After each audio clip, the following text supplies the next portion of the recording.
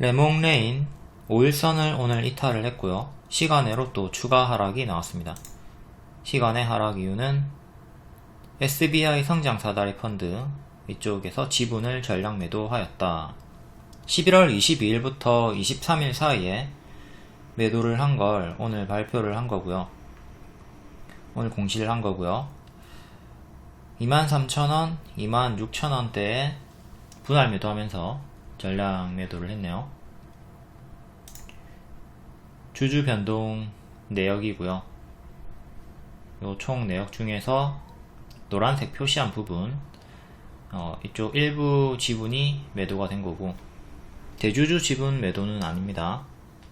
그래서 시간외로 4% 3% 정도만 빠졌던 거죠.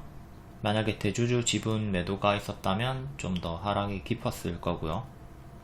일단 오늘 하락 이유는 이렇게 체크하시고,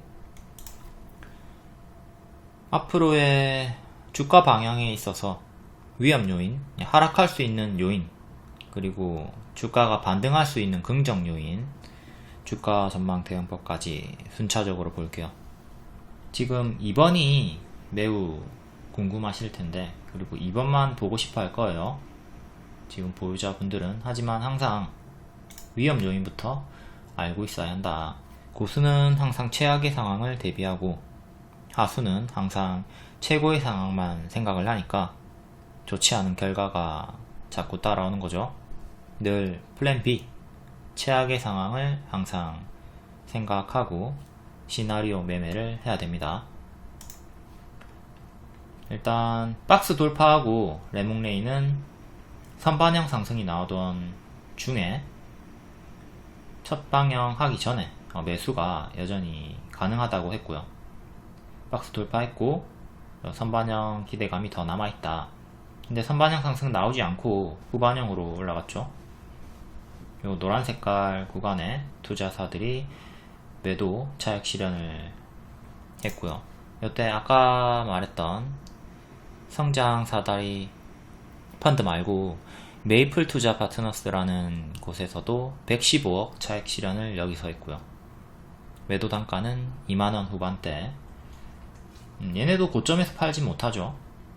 제가 이때 추세가 유지 중이다, 추세가 유지 중이기 때문에 올라가면 홀딩하고 꺾이면 분할 매도 시작하라고 했는데, 그렇게 했으면 다음날 상한가를 먹었지만 요렇게 하지 않아가지고 전날 얘네는 다 매도를 한 거고요. 큰 수익을 보긴 했지만 좀 쟤네 입장에서도 아쉽죠. 메이플 투자 파트너스는 3년 전에 투자를 했고 이번에 6배 대박 수익을 냈습니다. 28일에 공시 금융감독원에 따르면 지난 24일에 40만 주를 장내 매도했다. 20만 주 분할 매도했는데 둘 다 28,000원대 매도했고요. 6배 115억 차익 실현. 주요 주주, 심지어 대주주도 고점은 알지 못한다. 우리가 사례를 보다 보면 대주주가 매도를 차익 실현을 했지만 이후에 주가가 더 상승하는 경우도 꽤 빈번하게 봅니다.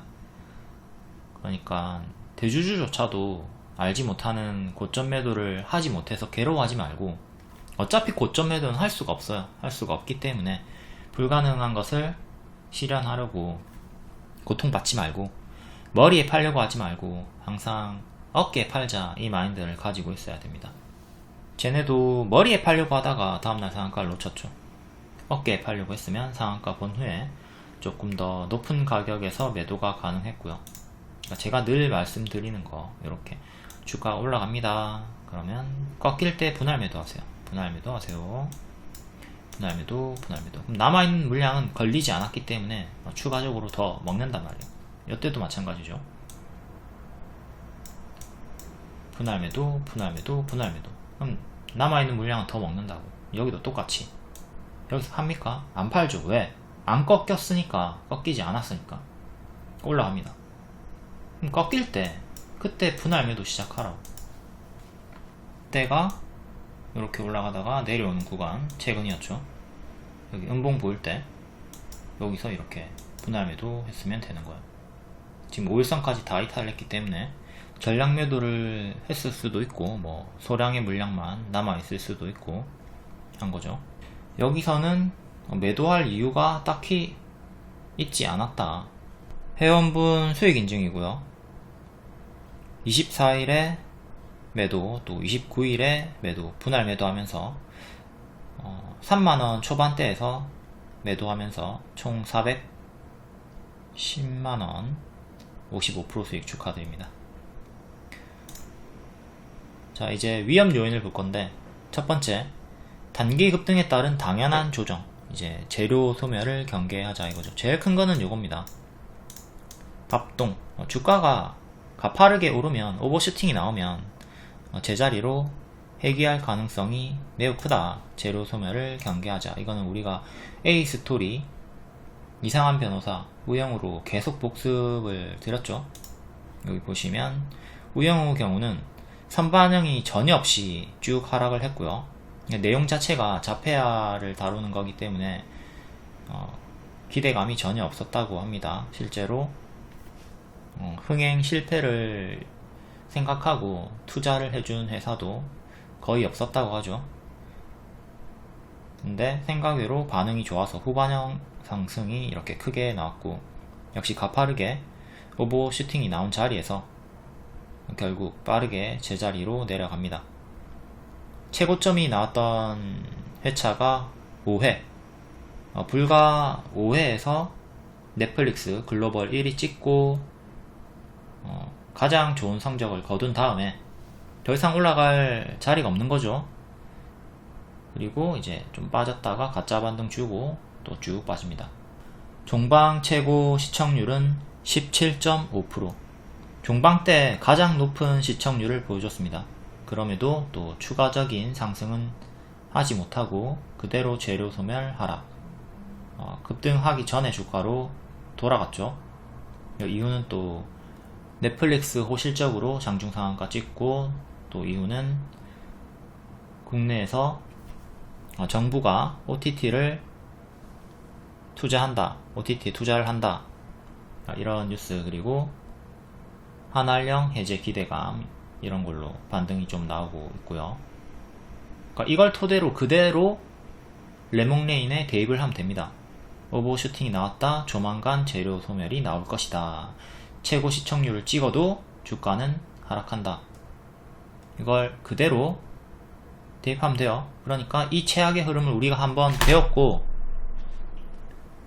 레몽레인도 조심을 해야 된다. 단순히 시청률이 올라간다고 해서, 시청률이 우상향 한다고 해서 홀딩하고 있으면 위험하다 이거죠.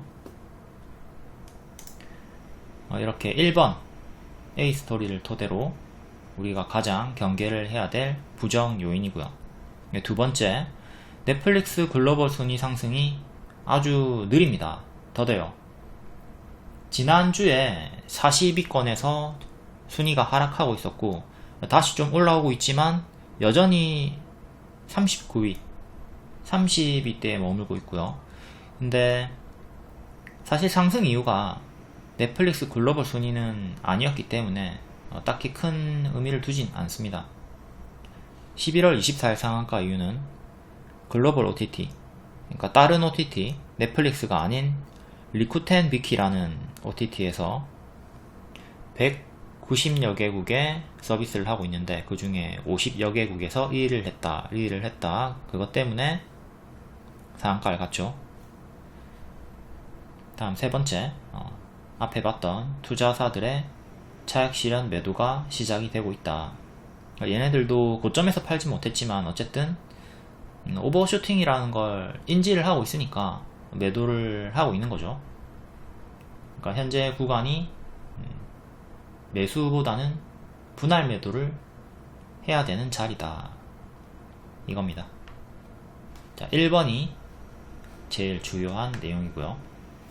그리고 네 번째, 지금 신용 비율도 10% 이상으로 높은 편입니다. 신용 비율이 높다고 해서 주가가 무조건 하락하는 건 아니지만 조금 경계는 해야 되는 내용이죠. 다음 긍정 요인, 주가가 올라갈 수 있는 건덕지.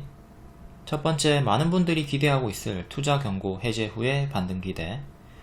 28일에 투자 경고 받았고 12월 9일에 해제 여부를 볼 수가 있죠. 그러니까 이때까지는 좀 주가가 침체 구간이 있을 거다 보면 되겠고요. 투자 경고 구간이라 해서 무조건적으로 주가가 쉬어가는 건 아닙니다. 올라가는 종목도 있어요. 하지만 레몽레이는 일단 정석 흐름대로 주가가 쉬어가고 있으니까 해제 후의 반등을 기대하는 거겠죠. 그러니까 하지만 저의 보수적인 시각으로는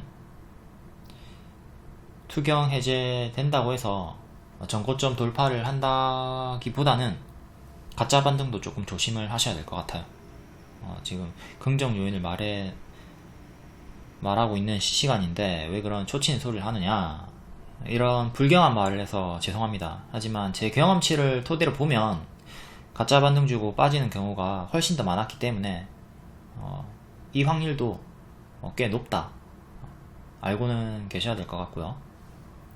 부디 전고점 돌파가 나오길 바라지만 전고점 돌파보다는 가짜 반등 주고 빠지는 것도 염두에 두고 대비를 좀 하셔야겠고요. 마냥 12월 9일 이후에 주가가 시원하게 올라갈 거라 생각하지 말고 하락할 경우에는 내가 어떻게 대응을 할 것인가 미리 좀 생각을 해 놓으시길 바랍니다. 다음 두 번째, 글로벌 OTT 리쿠텐 비키에서 50여 개국 1위를 찍었고 상한가를 갔죠.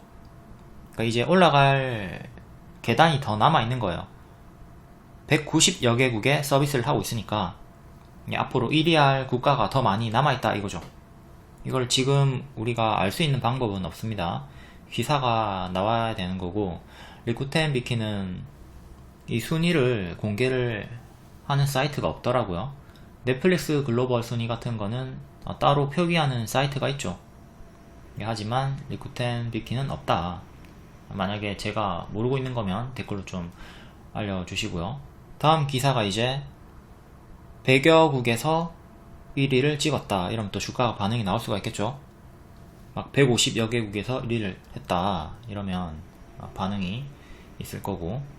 다음 세 번째, 이제 투자사들이 매도를 시작했고 대주주도 매도를 할 수 있는 거 아니냐.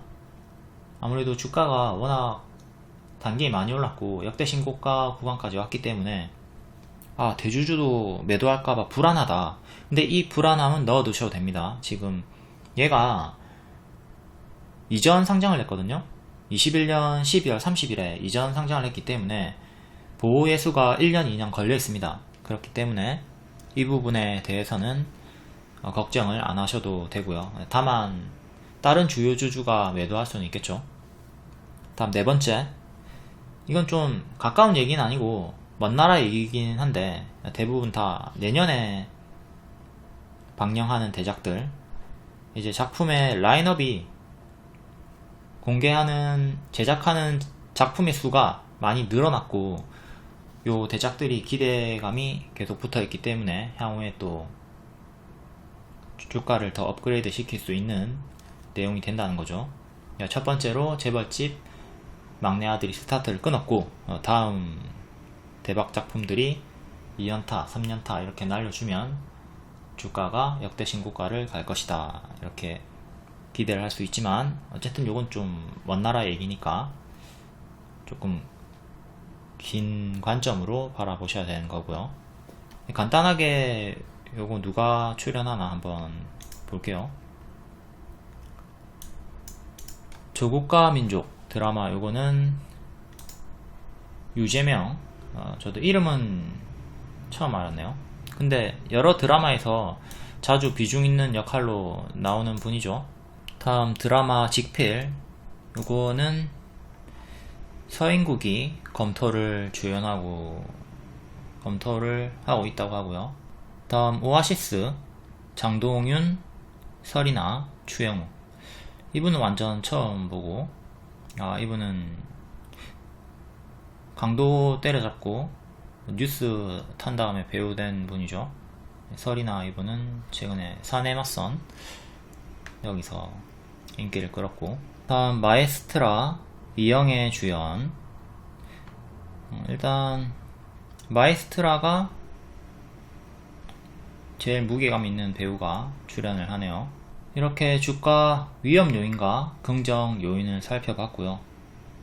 전체적으로는 1번에 조금 더 신경을 쓰면서 재료 소멸을 주의하자, 이게 결론입니다. 차트 분석도 한번 할게요. 월봉. 자, 여기 박스 뚫고 크게 올라갔죠. 윗꼬리 3만원도 뚫고 올라갔고요. 이렇게 뚫었던 자리, 기존의 저항이었던 자리가 이제 지지로 바뀝니다. 그러니까 단기적으로 3만원이 중요한 1차 지지가 되겠죠. 그 다음은 또 26,000원 정도 두 번째 주요 지지가 될 거고요. 저항은 4만원 정도, 3만원 후반대 여기서 맞고 떨어졌습니다. 그러니까 여기를 다시 돌파 안착을 하는 게 중요하고, 일봉상으로는 자, 5일선을 이탈한 자리에서 밑으로 11선, 15일선, 21선 이렇게 보면서 이탈마다 대응하고 지키면 홀딩하는 식의 대응을 하면 되겠죠. 앞에 다 설명했습니다. 앞에 설명한 대로 이렇게 오르고 빠지는 흐름에서 분할 매도 하시고, 지키면 홀딩. 지금도 오르고 빠지고 있는 중이니까 지금 분할 매도 진행 중이거나 전량 매도를 했겠죠. 그러니까 물량이 남아있는 분들은 오늘의 저가나 11선, 그 다음 밑에 이렇게 단기 2평 보면서 이탈마다 대응하시면 됩니다. 무리하게 또 반등 나올 때 추격하지 마시고, 기존의 타점들을 여러분들이 숙지를 하고 다음 타점, 다음 기회를 노려보는 게 훨씬 더 좋을 거라는 생각이 드네요. 부디 요 전고점을 돌파하고 또 시원하게 V자 반등 나와가지고 역대 신고가까지 다시 한 번 더 가주길 기원합니다. 하지만 재료 소멸 반드시 경계를 하셔야 하고요.